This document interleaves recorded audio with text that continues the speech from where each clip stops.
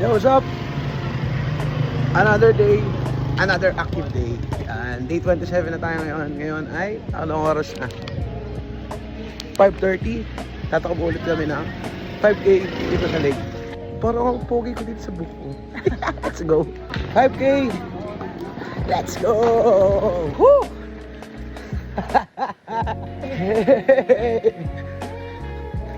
Sabi mo? Sexy na ako. Sige. Bilis ang pacing natin ah. Oh. Kaya, habo na. Ako. Naikot na namin ang lake. 32 minutes, 24 seconds.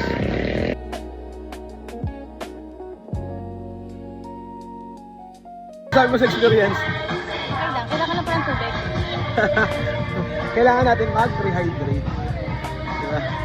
Day 27, oh, solid to. Day 27. Pagod siya, guys. Kaya pa pala. Kaya pa. Minum ng tubig. Round 2, 5. First 5K niya, oh. Successful, day 27. So, yun. Dito na natatapos ang aming day 27.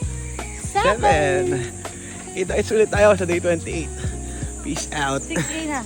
Ha? 2 ikot na.